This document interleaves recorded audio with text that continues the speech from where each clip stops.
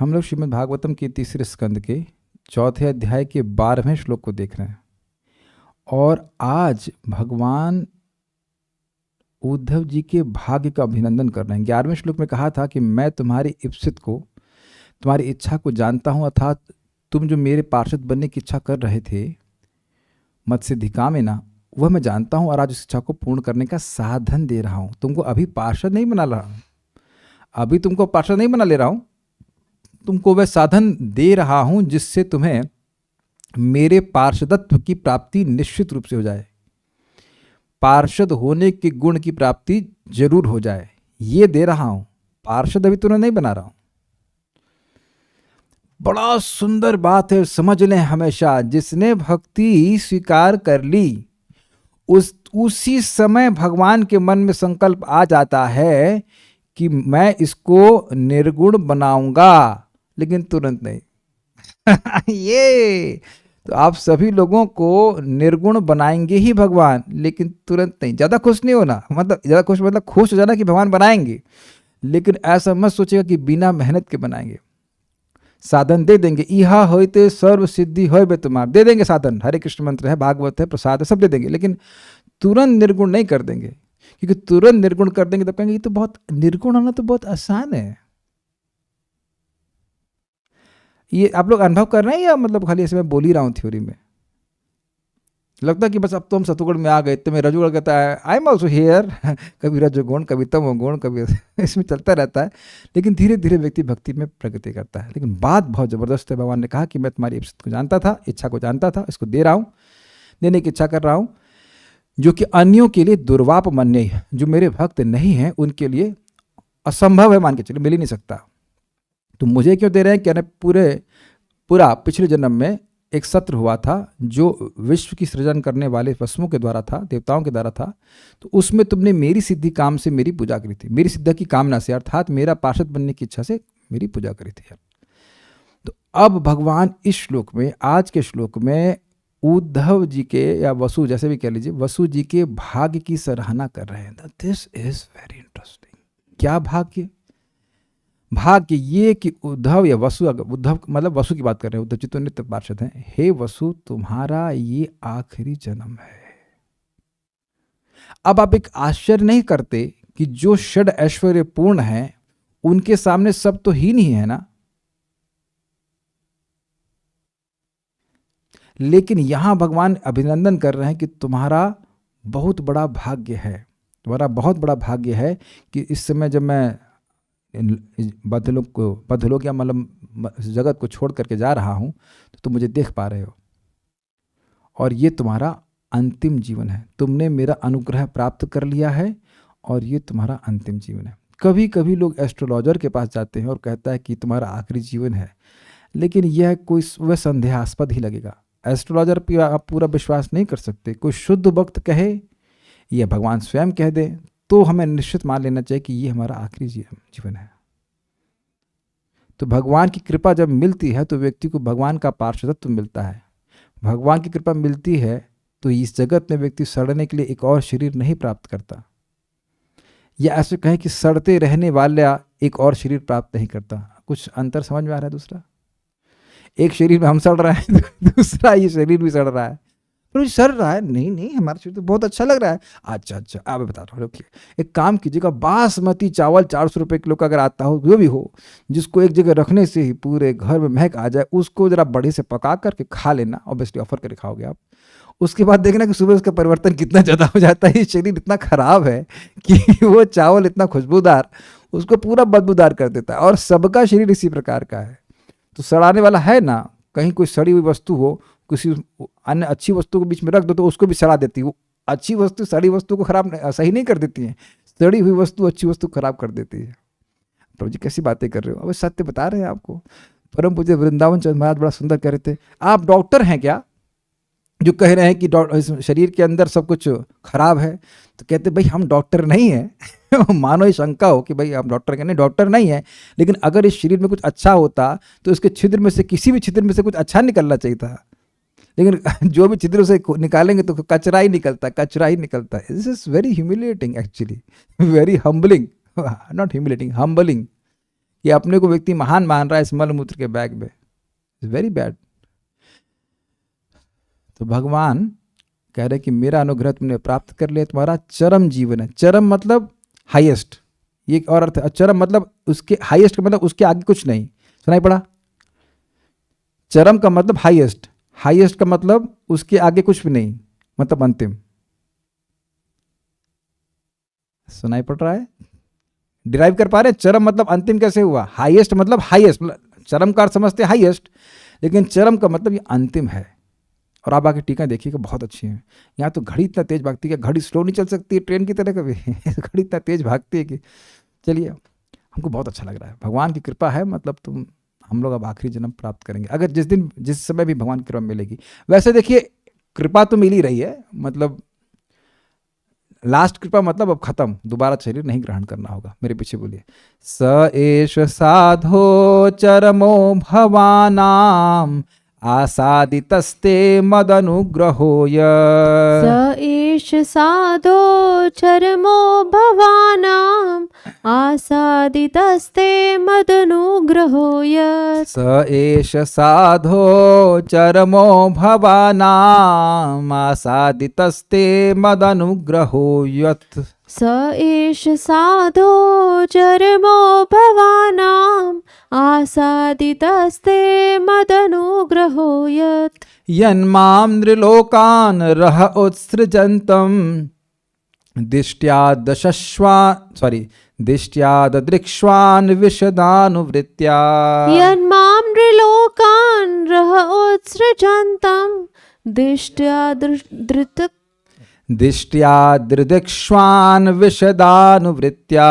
दिष्ट्यादृक्ष्वान् विशदानुवृत्त्या।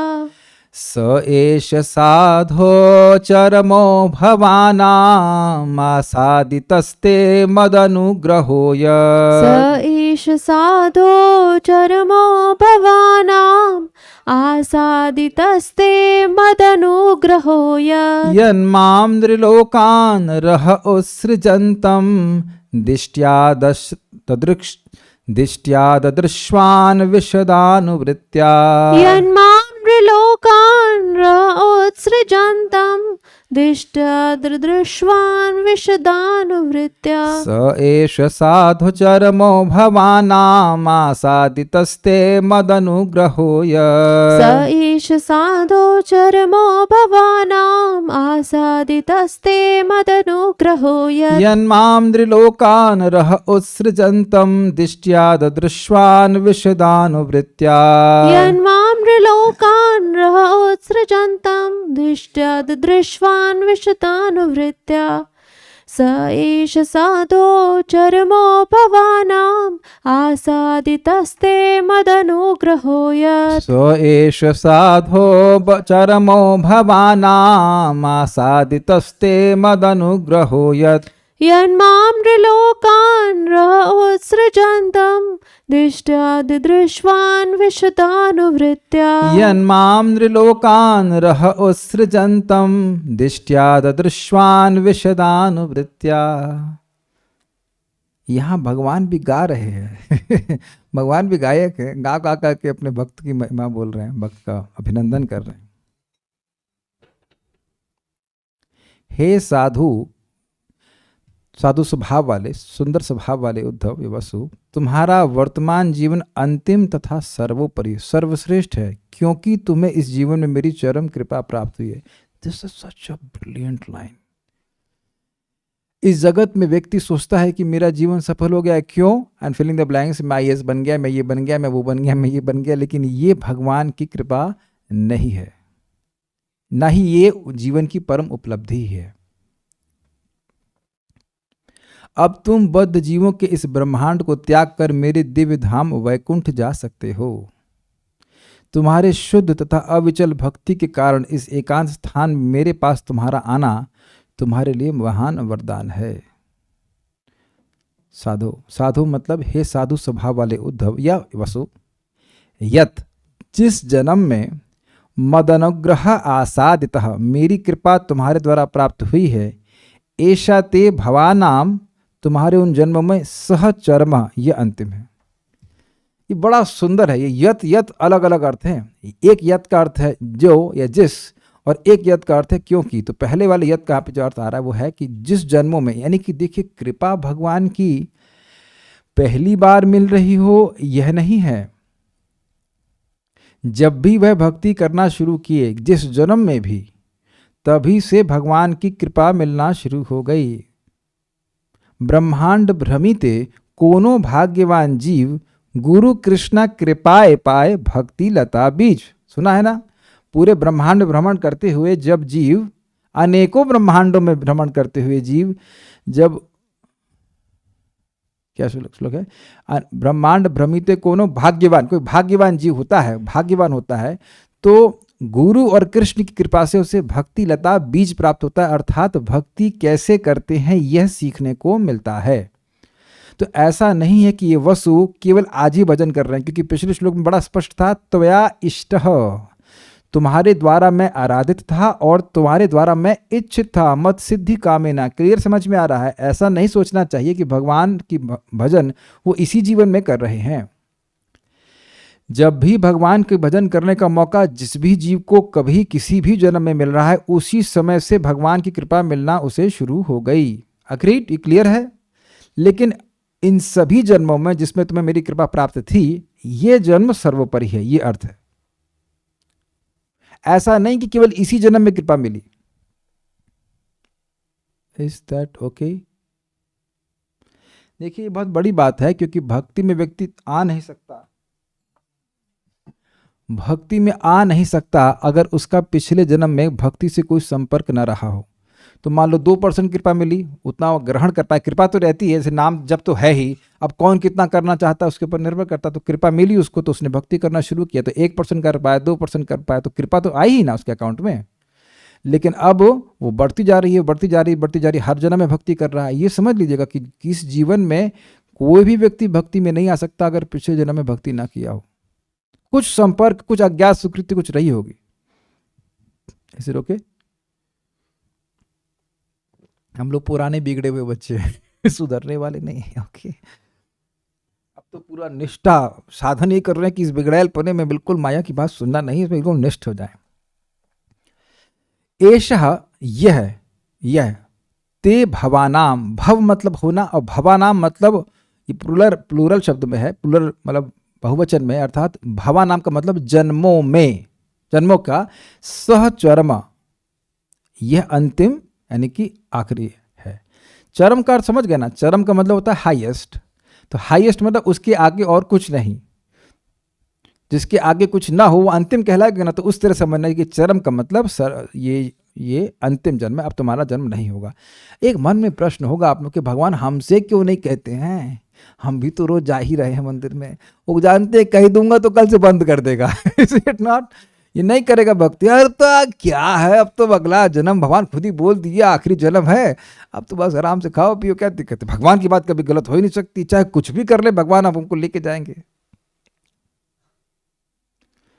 वैसे एक रुचिकर बात है कि श्रीला प्रभुपाद जी ने ऐसा कहा था, जैसे चैतन्य चरितामृत का जब प्रकाशन हो रहा था तो उस प्रकाशन को 2 महीने में 17 वॉल्यूम्स प्रिंट किए थे और भक्त लोग 24 घंटे सेवा कर रहे थे। तो प्रभुपाद ने कहा कि जो भी इस प्रकाशन में सम्मिलित हुआ है, उसने सेवा करी है, वो इसी जन्म में भगवान के पास जाएगा। तो परम पूज्य देवामृत महाराज इस बात को कह रहे थे कि मैं मतलब वह भी उस प्रकाशन की सेवा में थे, तो कह रहे थे इस मामले में मैं आश्वस्त हूँ कि भगवान के धाम जाऊँगा ही, क्योंकि प्रभुपाद जी ने कह दिया है। तो इस प्रकार का आश्वासन एक शुद्ध भक्त भी दे सकते हैं। अब हमको नहीं दिया, हम सभी लोगों को दिया कि अगर हम नियमित रूप से 16 माला का जप करते हैं, 4 नियमों का पालन करते हैं, और सेकंड एक और चैतन्य चरितामृत प्रभुपाद बताते हैं वैष्णवों का अपराध नहीं करते, तो इसी जन्म में भगवान के पास चले जाएंगे।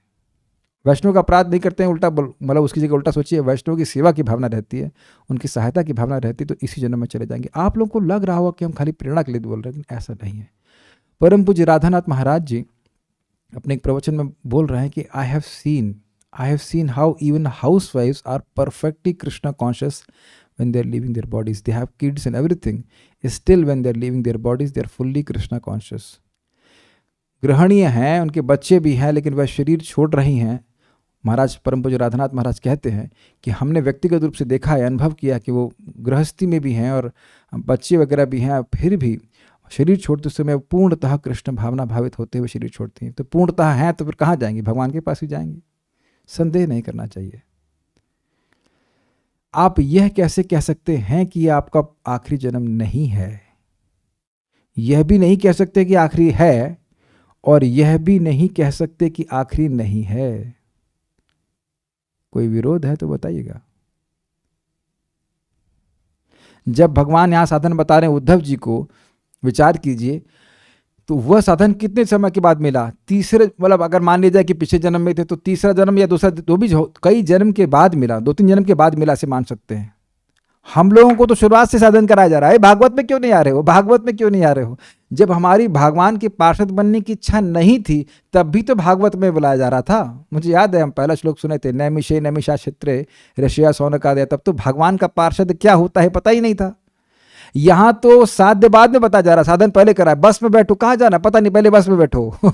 बस में बैठे, क्यों बैठे? चैंट हरे कृष्णा। बस में बैठो क्योंकि गद्दी अच्छी है। समथिंग व्हाई यू चैंट हरे कृष्णा, मन शांत होता है। कुछ भी बता देते हैं भक्त, कुछ भी बताते हैं, मतलब कुछ गौण फायदे बता देते हैं और कहते हैं बैठो। साधन पहले कराना शुरू कर देते हैं, बाद में व्यक्ति को समझ में आता अरे ये तो भगवान का पार्षद बनाने वाला मंत्र है। कोई समझ में आ रहा है ना मेरी बात? हम लोग पे तो भगवान की अधिक कृपा है और उसमें भी गौर लेता है भगवान, वो तो अपराध लेते ही नहीं है। तुम फेलियर हो, आ जाओ आ जाओ। सतयुग में फेल, कलयुग में पास करे। समझ में आ जाओ, सतयुग में फेल हो गए, भगवान की प्राप्ति नहीं करे, वो सब के सब प्राप्त करें। ए न छे औषधि माया नसीबार लागी, हरि नाम महामंत्र लाओ तुम्ही मागी। बहुत अच्छा लगता है, भगवान स्वयं ला करके दे रहे हैं। यहाँ उद्धव जी भगवान के पास आ रहे हैं तब बता रहे हैं, भगवान वहां चैतन्य महाप्रभु आ करके दे रहे हैं, भैया लेते क्यों नहीं, ले लो ना हरे कृष्ण मंत्र, चले जाओ। नहीं अभी नींद आ रही है, ये राज की बात हमको मत बताइए, है ना, हमको नींद आ रही है, हमको ये राज नहीं सुनना, हमको नींद आ रही है, हम भजन नहीं करना चाहते, है ना। यही तो दिक्कत है। आप कितना देखिए भगवान की कृपा है। वहां उद्धव जी दौड़ कर व्याकुल होकर भगवान के पास जा रहे, तब भगवान को बता रहे हैं। और यहाँ भगवान दौड़ रहे हैं पीछे, अनविधावत भगवान चैतन्य महाप्रभु हम लोग के पीछे भाग रहे हैं। माया मृगम, जो कि हम माया के पीछे भाग रहे हैं और भगवान हमारे पीछे भाग रहे हैं। पकड़ो पकड़ो पकड़ो पकड़ो, चोर सिपाही का खेल। अरे ले लो हरे कृष्णा, ले लो Hare Krishna, like this. We are not less fortunate, we are not less fortunate. हम कोई कम भाग्यवान नहीं है, बस वो समझना चाहिए। परम पूज्य राधानाथ महाराज को कहते हैं कलयुग में कठिनाई ये है कि कलयुग में दुर्भाग्य ये है कि व्यक्ति अपने सौभाग्य को नहीं समझ रहा है। तो आप समझ गए, यह भी हो सकता है, ज़्यादा संभावना यह है कि यह हमारा आखिरी जन्म हो, अगर हम चाहें तो ऐसा हो सकता है। अच्छा, क्यों है भाई अंतिम जन्म? क्योंकि विशद अनुवृत्तिया, विशद का मतलब क्या होता है? विशद रिसर्च कीजिए, जो मैं समझ रहा हूं अर्थ, विशद का अर्थ होता है बहुत ज्यादा, विशद व्याख्या, और अनुवृत्ति मतलब भक्ति। तो एकांतिक भक्ति के प्रभाव से बताया गया, बहुत अच्छे से आपने भक्ति करी है, उस कारण नृलोकान उत्सृजंतम, बद्ध जीवलोक का त्याग कर वैकुंठ को जाते हुए माम यानी मुझको रह दिष्टया ददृश्वान, एकांत में भाग्य के द्वारा तुमने दर्शन प्राप्त कर लिया। तुमने बहुत अच्छे से भक्ति करी है, इसलिए नृलोकान। आप कहेंगे मनुष्य लोग क्यों बोल रहे हैं? देखिए यहाँ पे सीधा समीपात कहते हैं कि नृलोक का मतलब है कि जितने भी बद्ध जीव हैं उनका, मतलब पूरे ब्रह्मांड की बात कर रहे हैं। भाई मनुष्य लोग को त्याग करके लोग स्वर्ग में भी जाते हैं ना। तो भगवान से कोई पूछे कि आप स्वर्ग जा रहे हैं, कहते हैं नहीं मैं स्वर्गवासी नहीं हूँ, मैं वैकुंठवासी, मैं वैकुंठ जा रहा हूँ। तो कह रहे हैं कि उस सृजनतम का मतलब त्याग कर वैकुंठ को जाते हैं। एक आचार्य और सुंदर बात कहते हैं, उस सृजनतम मतलब उत मतलब ऊपर, और सृजनतम मतलब ट्रैवल करते हुए, अर्थात ऊपर भगवान जा रहे हैं। 11वें स्कंद में आप देखेंगे भगवान जा रहे हैं, लेकिन जो लोकांतर हैं उनके होते हुए जा रहे हैं, अपना दर्शन देते हुए जा रहे हैं, ये भी अर्थ है। लेकिन जा रहे हैं वैकुंठ को ही। कुछ आपने सुना था विशद का मतलब क्या होता है? उज्जवल, पवित्र, निर्मल। हाँ निर्मल, यस, स्पष्ट रूप से दिखाई देने वाला। तो विशद का मतलब यहाँ पे हो रहा है निर्मल, और यही पद रत्नावली में भी बोलते हैं निर्मल भक्ति के द्वारा। तो निर्मल का वही मतलब होगा, निर्मल भक्ति में मल क्या आ सकता है? कर्म और ज्ञान कमल, स्वर्ग जाने की इच्छा या निर्विशेष ब्रह्म में लीन होने की इच्छा। तो विशुद्ध अनुवृत्तिया का मतलब शुद्ध भक्ति के प्रभाव से। विशुद्ध मतलब शुद्ध, तो यहाँ पे विशुद्ध का मतलब होता है निर्मल भक्ति के प्रभाव से, बड़ी हुई नहीं, निर्मल भक्ति के प्रभाव से। यानी कि सब लोग नहीं देख पा रहे हैं, मैं वैकुंठ जा रहा हूँ, सब लोग नहीं देख पा रहे हैं, तुम देख पा रहे हो, इसलिए तुम्हारा आखिरी जीवन है। तो आखिरी जीवन के बाद जाएंगे कहाँ? तो प्रभु समझा रहे हैं कि ये भी वैकुंठ ही जाएंगे, भगवान के पार्षद ही बन जाएंगे। ठीक है, क्लियर? श्लोक देख लीजिए एक बार। स एष वह यह, स मतलब वह, एष मतलब यह, वह यह, हे साधु उद्धव, साधु स्वभाव वाले उद्धव, चरमो भवानाम, तुम्हारे भवानाम अर्थात तुम्हारे सभी जन्मों में यह चरम जन्म है, अंतिम जन्म है।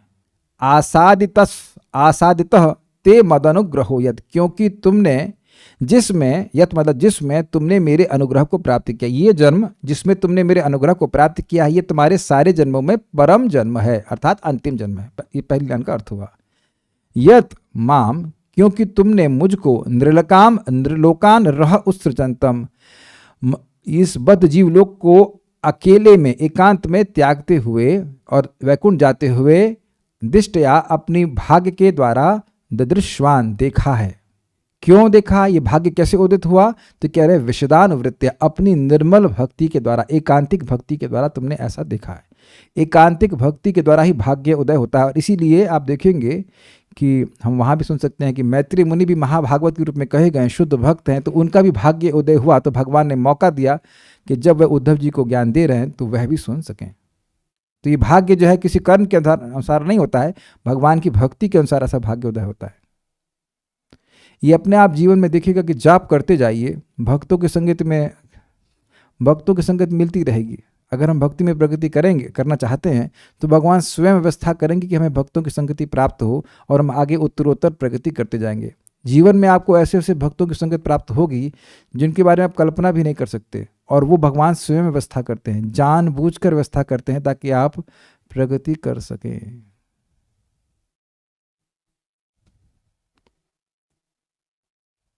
हमारा मन कर रहा है बोल दे रहे, हम नाम लेके ही बोल दे रहे। परम पूज्य वृंदावन चंद्र महाराज की हमको बात याद आती है। तुलसी आरती के समय कभी ऐसे बोले थे हमको महाराज, 2-3 बार हमको महाराज बोले कि देखिए आचार्यों ने थोड़ी सी ही बात में, थोड़े से श्लोकों में बहुत बड़ी बात कर दी है।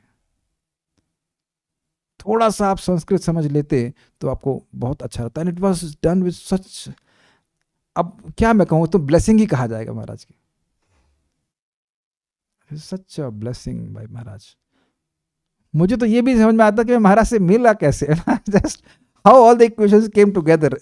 तो समझ में आता बहुत बार, और महाराज तो है ही, गुरु है, और भी बहुत से बारे महान भक्त हैं। जैसे भूरिजन प्रभु मुझे एक बार बोले थे कि if you don't read your intelligence will kill you. अरे बाप रे, खतरनाक है। अगर तुम शास्त्र नहीं पढ़ते तो तुम्हारी बुद्धि तुमको मार डालेगी। मतलब बहुत तो नहीं दी, मैंने थोड़ी सी वही मार देगी। अरे हाँ वही तो, और जस्ट समहाउ उधर वह आशीर्वाद मिलता है। मैं जब पहले पढ़ता था शास्त्र तो प्रभु जी सिखाए थे, सिंपल सी बात बोले कि जो तुम पढ़ते हो, तुम सब कुछ ना समझ पाओ, लेकिन एक लाइन लिख लेना उसमें से, तुम्हारे पास अंत में बहुत सारी बातें होंगी जो तुम्हें अच्छी लगती होंगी। पहले शुरुआत में ऐसे ही पढ़ते थे, और अगर आप नोटिस कर रहे हैं तो मैं अभी भी वैसे ही पढ़ रहा हूँ। उस तात्पर्य में से मुझे क्या अच्छा लगा वो बता देता हूँ, मुझे क्या अच्छा लगा वो बता देता हूँ। एग्रीड? बढ़िया बढ़िया बातें छट के आ जाती है कि नहीं आती? या जैसे उन्होंने बताया कि भाई एक महामंत्र सुनो बस, क्योंकि वही सुन सकते हो। This can be life changing. एक एक शिक्षा, एक एक भक्त की बहुत पावरफुल होती है, बहुत पावरफुल होती है। आप अपने जीवन में नहीं देखते हैं कि आप भक्ति करते रहेंगे तो कहाँ से कैसे करके बस भगवान वैष्णव की सहायता भेजते रहते हैं। लिस्ट आप कंपाइल नहीं कर पाएंगे, कितने सारे भक्त ऐसे सहायता करने के लिए। भगवान अंदर ही बैठ के उनके मुख से कुछ ऐसा बुलवाएंगे जो हमें अपनी भक्ति में प्रेरित करने, आगे बढ़ने के लिए मौका देगा। This is very nice. तो मैं ये सब क्यों कह रहा हूं?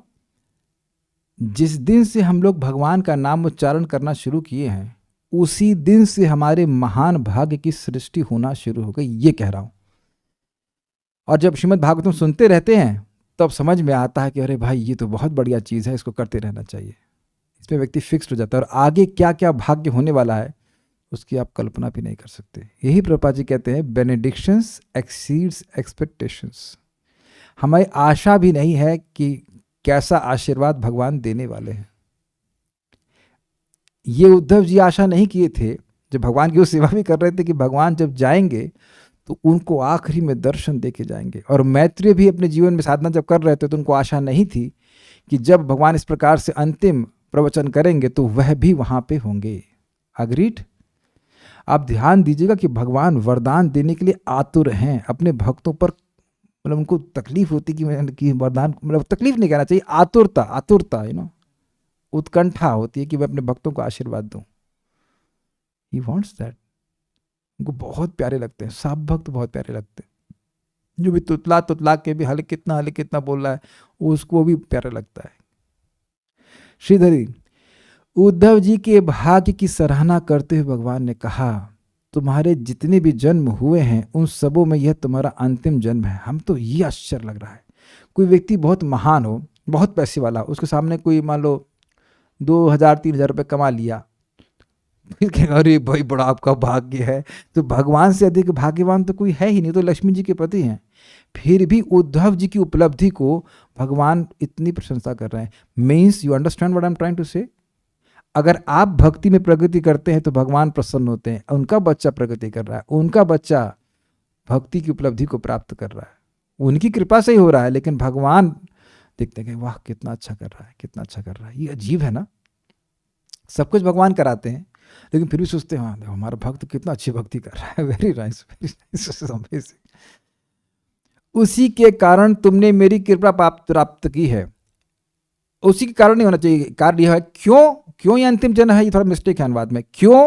क्योंकि तुमने मेरी इस जन्म में कृपा प्राप्त करी है इसलिए अंतिम जन्म है। ये मिस्टेक हो गया है। अंतिम जन्म है इसलिए कृपा प्राप्त नहीं करी है, कृपा प्राप्त करी है इसलिए अंतिम जन्म है। वो अनुवाद में गड़बड़ है। अपनी एकांतिक भक्ति के द्वारा तुमने मेरे एकांत में दर्शन प्राप्त किया है। आपने मेरा कृपा प्राप्त करी है इसका क्या प्रमाण है, मतलब सॉरी, अगर उद्धव जी कहें कि मैंने आपकी कृपा प्राप्त करी है इसका क्या प्रमाण है, तो कहते हैं कि एकांत में तुमने मेरा दर्शन प्राप्त किया है।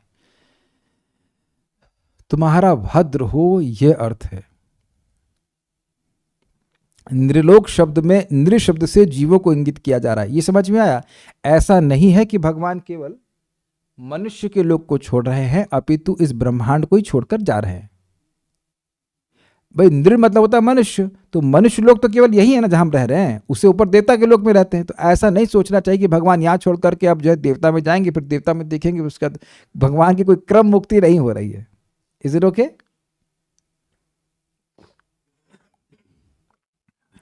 अच्छा एक विचार कीजिए, ऐसे हम लोग कहेंगे कि भाई सूरज भारत छोड़ करके अमेरिका चला गया, तो भारत केवल अब मनुष्यों का है।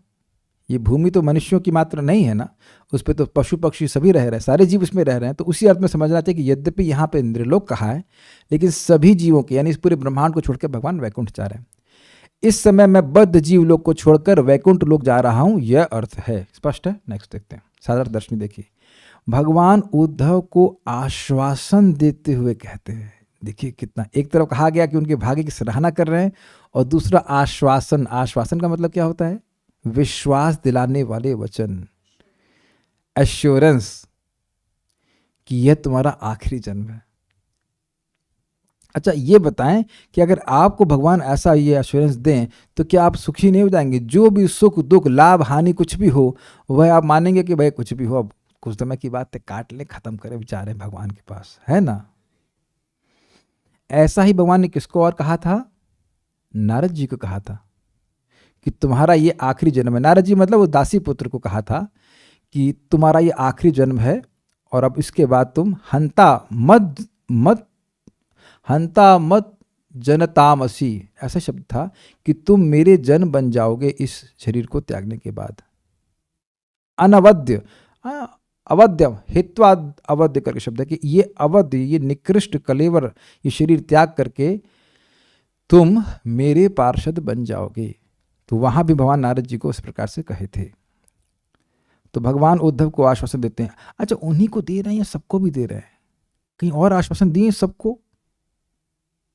नहीं पता ना, नहीं ना। मन्मना भव मद्भक्तो मद्याजी माम नमस्कुरु मामेवैष युक्तैवम् आत्मानं मत्परायणः।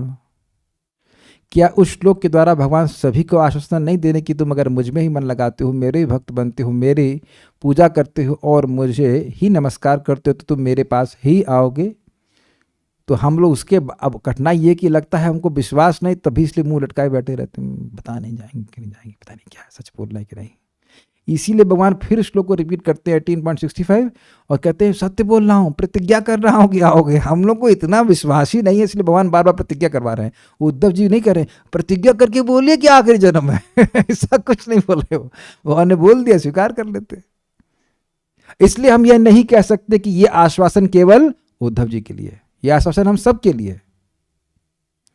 भवानाम अर्थात पूर्व अनेक जन्मों में यह जन्म यद अर्थात जिसमें आपने मेरी कृपा प्राप्त कर ली है, यह अंतिम है एवं आपने मुझे विशदानुवृत्ति अर्थात शुद्ध भक्ति के द्वारा ही इस रह अर्थात एकांत स्थान में भी देखा है। इसके द्वारा आपका सौभाग्य उत्पन्न होता है। भगवान निर्लोकान अर्थात समस्त जीवों के स्थानों को त्याग कर और वैकुंठ को जाने वाले हैं। अब आप कहोगे ये तो एक ही जैसी लग रही है, आपने अलग क्यों रखा? हम खाली उस लाइन को फोकस कर रहे थे, आश्वासन देते हुए कहते हैं। बाकी तो कॉमन है, हमको वो लाइन बड़ी अच्छी लगी थी। भगवान आश्वासन दे रहे हैं। क्यों आश्वासन दे रहे हैं? अब सुनिए बात। क्योंकि उद्धव जी या वसु भगवान के भावी विरह से व्याकुल हैं। अब समझ में आया ये एक लाइन कितनी अद्भुत है, आश्वासन वाली? नहीं समझ में आया? भाई भगवान जैसे समझिए, इस जगत में किसी के पिताजी से बहुत प्रेम है और पिताजी मर गए या मरने वाले हों तो व्यक्ति बहुत दुखी हो जाएगा कि नहीं हो जाएगा? क्यों? क्योंकि दोबारा अब पिताजी के दर्शन नहीं होंगे, या बच्चा का या जिसी का भी। और ये सब प्रेम तो बहुत क्षणिक है और एक्सटर्नल है। लेकिन अब उद्धव जी को, उद्धव से मेरा मतलब वसु को, कितना भगवान से प्रेम है उसकी तो हम कल्पना कर नहीं सकते हैं। अत्यंत व्याकुल है, तो ऐसा उनके मन में हो कि हाय अब तो भगवान के दर्शन होंगे ही नहीं। तो भगवान उनको आश्वासन दे रहे, नहीं बस कुछ समय की बात है, तुम मेरे पार्षद बन जाओगे, हमेशा के लिए मेरे साथ में रहोगे। अब समझ में आया कि क्यों आश्वासन देने की जरूरत है? Is it okay and clear with every devotee here? कोई आपका प्रिय जा रहा हो और हमेशा के लिए जा रहा हो तो फिर तो आप बहुत दुखी हो जाओगे ना। तो ये विरह से व्याकुल होकर आए हैं और भगवान को का तिरोभाव होता हुआ देखेंगे तो कितने व्याकुल हो जाएंगे। अब तो मुझे भगवान दोबारा कभी नहीं दिखेंगे, है ना ये भाव? तो कहेंगे ना घबराओ मत, ये तुम्हारा आखिरी जन्म है, तुम इसके बाद मेरे पास वापस आ जाओगे। Is that okay? इसलिए भगवान के लिए इस प्रकार का आश्वासन देना जरूरी था। तात्पर्य, मुक्तावस्था को प्राप्त एक परिपूर्ण जीवात्मा द्वारा जितना भगवत ज्ञान प्राप्त किया जा सकता है, उससे जब वह पूर्णतया अवगत हो लेता है तो उसे आध्यात्मिक आकाश में प्रवेश करने दिया जाता है जहां वैकुंठ लोक विद्यमान है। बहुत सुंदर बात यहां प्रभुपाद जी कह रहे हैं। देखिए, भगवान को पूर्णतः कोई नहीं जान सकता, तो ये तो भगवान अपेक्षा ही नहीं कर रहे हैं। ये तो जब जो हम कर ही नहीं सकते हैं तो उसकी तो अपेक्षा कर ही नहीं रहे। जब पूरे 100% नंबर लेके आओगे मेरे ज्ञान में तब तुम आओगे ना, ऐसा नहीं। लेकिन पूर्णावस्था में, मुक्तावस्था में जितना ज्ञान संभव हो, अगर उतना ज्ञान व्यक्ति को हो जावे तो वह वैकुंठ चला जाएगा। जन्म कर्म च में दिव्यम एवं यो वेति तत्वतः त्यक्त्वा देहम पुनर्जन्म नेति मामेति सुवर्जुना। भगवान के जन्म और कर्म की दिव्यता को जो जानता है वह व्यक्ति देह त्यागने के बाद वापस नहीं आता। Is it okay? और वहां पे बताए एवं यो वेति तत्वतः, जो तत्व में जानता है। तो तत्व का मतलब होता है सत्य। तो सत्य को हम कैसे जानते हैं? वरुण प्रभु, सत्य को आप कैसे जानते हो? किसी भी विषय में सत्य को कैसे जानते हैं? सुनकर। वेरी गुड, अग्रीड, समझ में आ गया। तो जो भगवान की लीला को, भगवान के तत्व को, भगवान क्यों आविर्भूत होते हैं उसको भगवान से सुनता है या भगवान की परंपरा में सुनता है तो वह समझ जाता है और समझ करके भगवान के पास चला जाता है। ये है इस साधन की, भगवत तत्व की अद्भुत महिमा। क्या आप लोग कभी कहेंगे कि कभी मुख से निकला कि कृष्ण मर गए? कभी किसी प्रवचन में कोई भक्त से कभी किसी से गलती हुई है क्या? ये किसी कौन डिवोटी से ऐसी गलती हुई होगी कि कृष्ण मर गए उसके मुख से निकला हो? ऐसी गलती हो ही नहीं सकती। देख रहे हैं कि किस प्रकार से भक्त लोग तत्व में फिक्स्ड हो गए। और कुछ सूक्ष्म गलतियां हो सकती हैं, लेकिन कभी नहीं कहेंगे कि कृष्ण मरणाष्टमी ऐसा नहीं कह सकते कृष्ण मर गए। कभी सुने हैं? कभी इस पर झगड़ा हुआ ही नहीं, क्योंकि कृष्ण कभी नहीं मरते। सब भक्तों को तत्व में क्लियर है।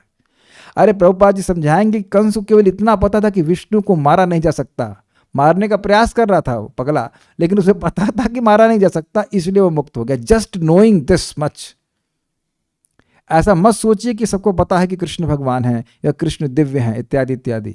ये तो जो भगवत गीता को परंपरा में समझ रहा है वह। इसीलिए प्रभुपाद जी ने तात्पर्य में 4 अध्याय के आखिरी तात्पर्य में कहा कि जो व्यक्ति भगवान श्री कृष्ण को भगवान के रूप में स्वीकार करता है वह भगवत गीता के पठन की प्रारंभ से ही मुक्त अवस्था में है। सुनाई पड़ रहा है? उसने स्वीकार कर लिया कृष्ण भगवान है, और जिस दिन से उसने गीता पढ़ना शुरू किया उसी दिन से वो मुक्त अवस्था में है। ठीक? यस। तो आपको भगवान को पूरा नहीं समझना है। इस जगत में पास होने के लिए व्यक्ति पूरा पढ़ता है, लेकिन पूरा कोई समझा ही नहीं है, ना कोई समझ पाएगा। लेकिन जितना आवश्यकता है समझने की वह समझ लेगा तो वह पार हो जाएगा। मतलब इतना समझ ले कि भगवान के जन्म और कर्म दिव्य हैं। तो अब अगर कोई कहे कि हम समझ गए, बस अब और समझने की जरूरत नहीं है, तब आप नहीं समझे। अगर कोई समझ गया कि कह रहा है कि मैं समझ गया कि भगवान के जन्म और कर्म दिव्य है, मुझे और समझने की जरूरत नहीं है, इसका मतलब वह नहीं समझा है। क्योंकि अगर आपने वाकई समझा है वो दिव्य है, दैट मीन्स ट्रांसेंडेंटल है, दैट मीन्स ट्रांसेंडेंटली टेस्टफुल है, दिव्य रूप से आस्वादनमयी है, तो उसमें और रमेगा, है ना?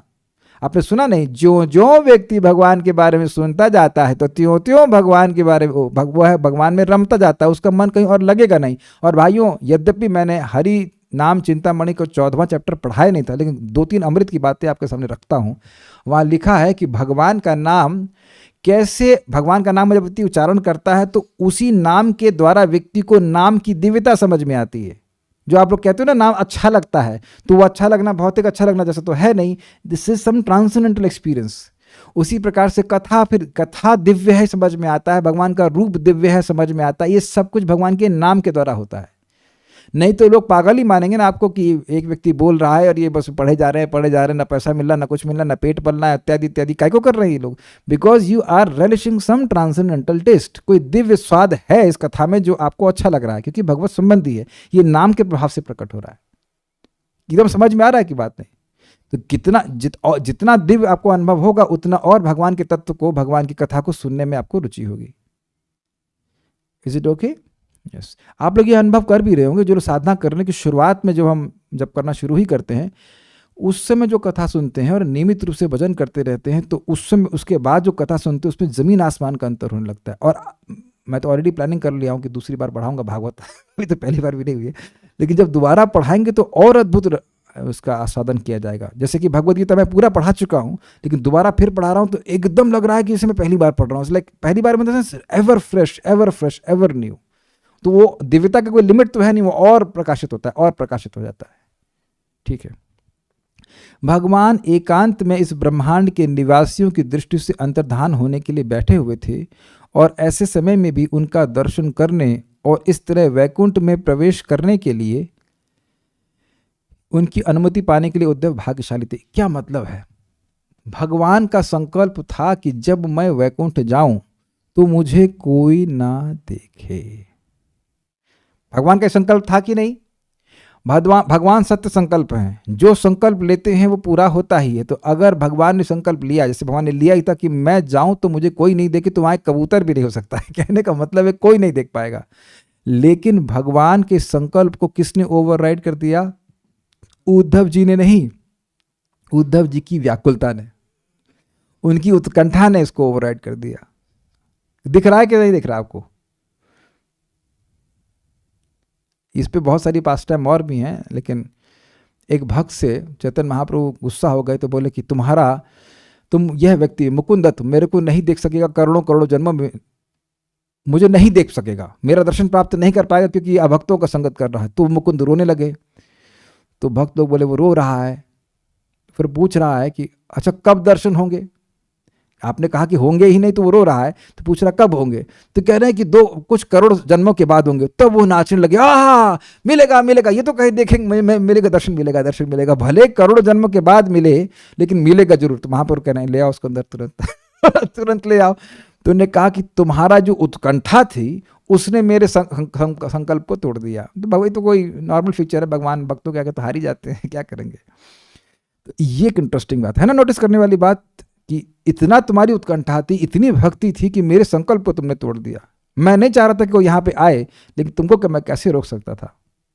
एक बात सूक्ष्म है कि जब बहुत प्रेम होता है तो प्रेम का कारण व्यक्ति आज्ञा पालन करता है, लेकिन बहुत प्रेम के कारण वह आज्ञा का उल्लंघन भी कर देता है, और यह भी अच्छा लगता है। अब इस पर भी लीलाएं हैं, टीका लीला है, वहाँ नहीं जा रहा हूँ, इस सिद्धांत बता रहा हूँ कि अत्यधिक प्रेम के कारण वह रह नहीं पाए, भगवान भी उनके प्रेम को समझ रहे हैं तो उनको आने दिए, यद्यपि उस समय और कोई अलाउड नहीं था। भगवान की इच्छा थी उस समय वहाँ पे कोई ना रहे। भाई इनको भी तो बद्रिकाश्रम भेज दिए थे ना ज्ञान दे करके, लेकिन ये फिर आ गए।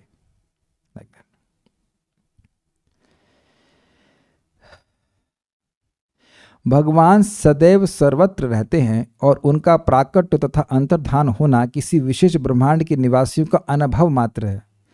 ऐसा नहीं है कि भगवान 5000 साल पहले चले गए तो अब सब ब्रह्मांड से भगवान खाली हो गए। जैसे हम लोग किराए के मकान में कहीं रहते हैं तो यहाँ से खाली किए, तो यहाँ नहीं रह रहे, वहाँ पे रह रहे, दूसरी जगह रह रहे, है ना। लेकिन ऐसे भगवान नहीं है। अंडांतरस्थ परमाणु चयांतरस्थम, हम लोग को ऐसा अनुभव होता है कि भगवान चले गए।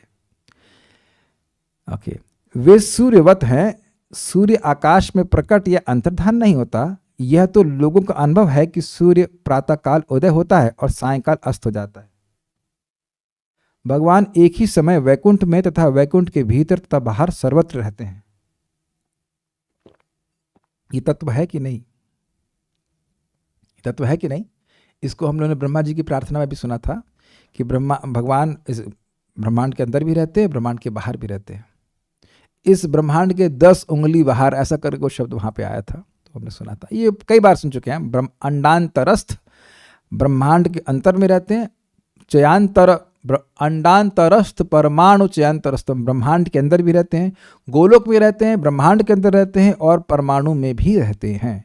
ये बात बोल रहे हैं श्री सुबोधिनी वल्लभाचार्य जी के द्वारा। तो आपने कहा कि मैं दे रहा हूं, तो क्या देना चाहिए, क्या देने वाले हैं, कैसे देना चाहिए इस आकांक्षा पर मतलब ये प्रश्न हो तो यह निम्न श्लोक कहते हैं, वह यह तुम्हारा जन्मों में अंतिम जन्म है, अतः जो अब फल दूंगा तो आगे तो तुम्हारा दूसरा जन्म नहीं होगा, तो फल कैसे लोगे समझ आया। मतलब मैं कह रहा हूं कि तुमको दूंगा तो इसी जन्म में दूंगा, इज इट नॉट। क्यों? क्योंकि तुम्हारा अगला जन्म है ही नहीं, तो अगले जन्म में कैसे दूंगा। इसलिए घबराओ मत, जो तुम्हें फल देना है नित्य पार्षदत्व का वो इसी जन्म में दूंगा। कितना इंटरेस्टिंग है ना, काफी कुछ विनोदपूर्ण है ना। चिंता मत करो कि अगले जन्म में मिलेगा, इसी जन्म में देना पड़ेगा मुझे, क्योंकि तुम्हारा ही अंतिम जन्म है। ओके, यह कहने का क्या आशय है फिर? इस पर कहते हैं कि जब इस अंतिम जन्म में मेरा अनुग्रह प्राप्त किया है तो फल भी अवश्य मिलना है। मद अनुग्रह आसादिता, तुमने इस जन्म मेरा अनुग्रह, मेरा कृपा प्राप्त करी, तो कृपा प्राप्त करने के बाद फल नहीं मिले, ऐसा कैसे हो सकता है। यह फल भी कैसा है, यदि अंतिम जन्म ना होवे तो भी इसको अंतिम बना दे। मतलब ऐसा नहीं है कि उनका अंतिम जन्म नहीं था, लेकिन भगवान कह रहे कि मैं तुमको ऐसी कृपा दे रहा हूं, ऐसा तुमको साधन बता रहा हूं कि अगर अंतिम जन्म नहीं भी होगा तो भी यह अंतिम जन्म बना देगा। क्या स्टेटमेंट है ना। इसका मतलब समझ रहे ना। जैसे हम सुनते हैं कि भगवान का नाम बोलने मात्र से सारे कर्म ध्वस्त हो जाते हैं, कर्म बचे भी हों तो उड़ाकर फेंक देगा भगवान का नाम। Hare Krishna Krishna Krishna Hare Hare, Hare Ram Ram Ram Hare Hare. This is it not brilliant statement by Shri Vallabhacharya कि आपका जन्म आखिरी न भी हो तो भी आखिरी बना दूंगा मैं। भगवान की क्षमता इस प्रकार से सब कुछ खत्म कर सकते हैं भगवान भक्तों के लिए। इसलिए कभी नहीं सोचना कि एस्ट्रोलॉजर प्रेडिक्ट कर सकता है कि आपके संग क्या होगा। वो कुछ कुछ बता देंगे आपको, लेकिन वो कुछ कुछ ही बता रहे, वो एग्जैक्ट नहीं बता सकते। It can not happen. भगवान का नाम उच्चारण कर रहे हैं आप, देख लेना आप, फिर कहेंगे एस्ट्रोलॉजी गलत है। वो एस्ट्रोलॉजी गलत नहीं है, वो गलत जगह अप्लाई की जा रही है, भक्तों पे नहीं चलेगा वैसा। किंतु यह अनुग्रह केवल योग्यता ही प्राप्त कराने वाला नहीं है, बल्कि यह अनुग्रह फलप्रद है। ऐसा नहीं है कि तुम्हें ये फल प्राप्त कराने की योग्यता दे रहा है, ये तुमको फल दे रहा हूं। योग्य तो तुम हो ही गए, क्वालिफिकेशन नहीं दे रहे हैं। जैसे कि मतलब ये आईएएस बनने के योग्य हैं, ऐसा नहीं, आईएएस बना देना। Is it okay? नित्य पार्षद बनने के योग्य हो गए हैं, ऐसा नहीं है, बना ही दें। मतलब साधन दे रहे हैं, उसके साथ साथ तुमको मतलब वो फल है, वो मिल ही गया तुमको। जैसे भागवत है, ये भागवत साधन भी है और साध्य भी है, फल भी है। अमेजिंग नहीं? इसको कहने के लिए कहते हैं कि जब मैं बद्ध जीव लोगों को त्याग कर वैकुंठ जा रहा हूं तो तुमने एकांत में मेरा दर्शन किया। तो कहे कि भाई क्या फल है जो आप देने वाले हैं? तो कह रहे यही फल है, यही फल है कि मैं वैकुंठ जा रहा हूं, किसी को और यहाँ पे रहने की आवश्यकता नहीं है, और तुम अनुमति नहीं है, और तुम इसको देख पा रहे हो। तुम मेरे सबसे नित्य पार्षद हो गए ना, क्लोज एसोसिएट हो गए कि नहीं हो गए? मतलब ये इनका स्टाइल है कहने का। बाकी तो आगे सुने, हमको बड़ा अच्छा लगा था। कुछ पॉइंट्स और भी हैं, कुछ एक दो भक्त ने बताए हैं, तो मैं एक बार देखता हूँ कि अगर उसमें से कुछ होगा तो मैं आपको बताता हूँ। एक बहुत सुंदर टीका थी, उसको मैं बताना चाहूँगा।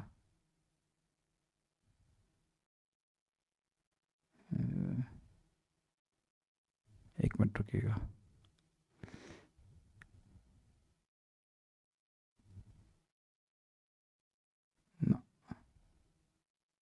एक बहुत सुंदर था, वो उन्होंने भेजा था मेरे पास। Just 1 second.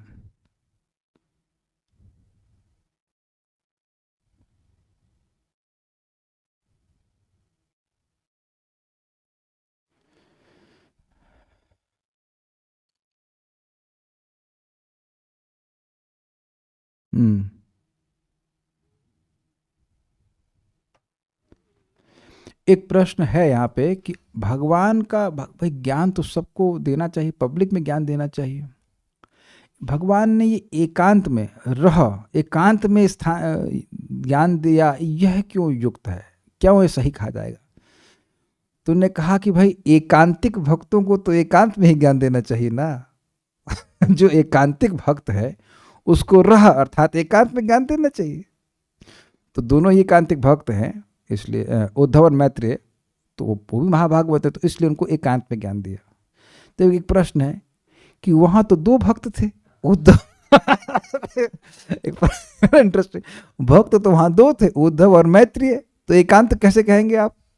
होता ना कि अभी हमसे कुछ पर्सनल बात करनी है, उधर चले जाइए, आपसे पर्सनल बात कर रहे हो उनसे चले जाइए, तो आप कह रहे हो एकांत में, मतलब वो और उद्धव जी होने चाहिए, तो मैत्रेय हैं, तो यह क्यों कह रहे हैं कि भाई एकांत में ज्ञान दिया?